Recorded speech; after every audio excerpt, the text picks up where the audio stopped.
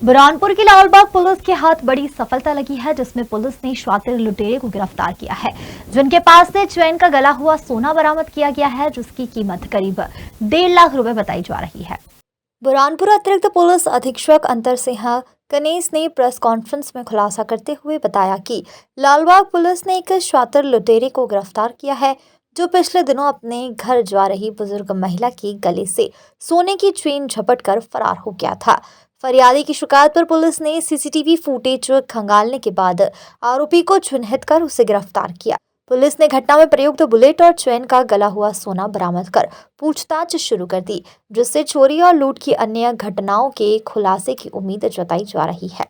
इसमें जो 10 जनवरी को एक घटनाक्रम हुआ था, एक चेन स्नेचिंग हुई थी एक वृद्ध महिला के साथ में। वो घटनाक्रम इस प्रकार था, द्वारकापुरी क्षेत्र की रहने वाली जो वृद्ध महिला है, ये शाम को सागर टावर में सब्जी खरीदने के लिए गई थी। तो वहाँ से जब वापस लौटी और द्वारकापुरी में जैसे ही अपने ऑटो से उतरी सब्जी खरीदने के बाद, तो 3 लोग आते हैं और अपनी जो बाइक है, बाइक पे से चेन स्नेच करके भाग जाते हैं। इस प्रकार का घटनाक्रम हुआ था। तो इसमें जब हमने फुटेजेस हमारे पास में, चूँकि सीसीटीवी कैमरे पूरे शहर में लगे हुए हैं, तो इसमें थाना प्रभारी सीएसपी साहब और उनकी टीम ने पूरे शहर के कैमरे देखे।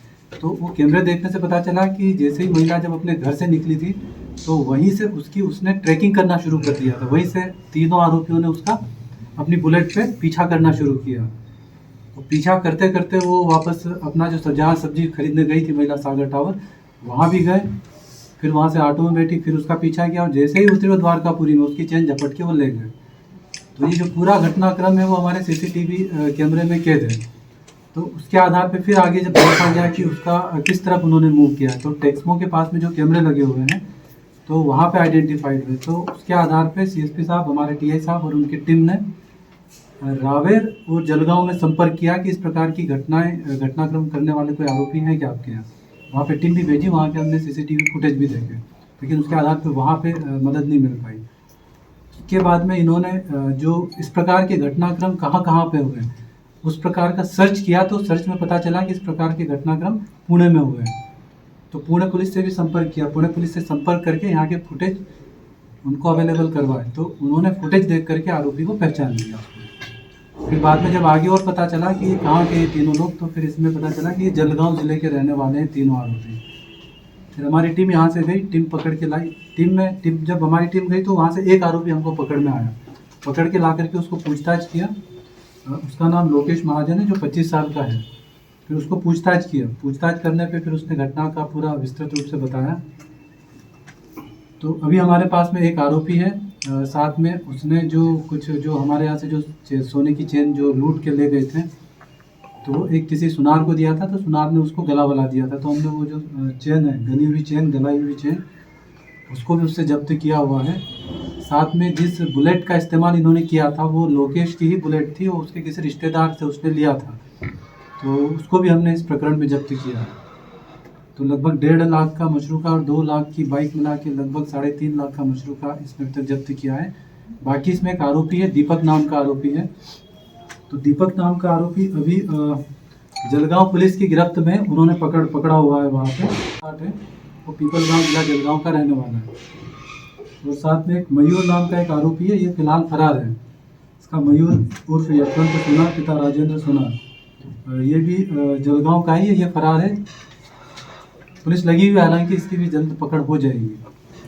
तो इसमें एक मुख्य बात ये भी है कि इनके ऊपर जलगांव, पुणे, अकोला, बुल्ढाना में कुल मिला के 10 से अधिक चेन स्नेचिंग मतलब लूट जैसे प्रकरण दर्ज है इनके खिलाफ में। अभी और इनके प्रकरणों की जानकारी अभी ली जा रही है, कहाँ कहाँ और भी प्रकरण है इनके। सर, ये एक्चुअली क्या है कि ये लोग अपना टारगेट सेट करते हैं इस प्रकार से। जैसे पुरानी घटनाएं भी इनकी चेन स्नेचिंग की है, जो इनकी मोडस ऑपरेंडी है। चेन स्नेचिंग करना जो वारदात है इनका, वो बहुत इनको इजी लगता है, इजी गोइंग है। उसमें आपका कोई रेजिस्टेंस भी नहीं होता। आप किसी वृद्ध महिला के साथ में करते हैं तो उसमें कोई रेजिस्टेंस भी नहीं है, मतलब उसका विरोध प्रतिरोध करने की क्षमता भी वहाँ पे ख़त्म हो जाती है उनकी। तो इसी प्रकार के अन्य मामले भी हैं। तो इस प्रकार की घटनाओं को अंजाम देने के लिए ये लोग ट्रेंड है, जैसा कि इनके दूसरे प्रकरण अकोला में, जलगांव में, पुणे में दर्ज हैं उनको देखते हुए। तो इनकी इस प्रकार की मॉडस ऑपरेंडी ही रही है।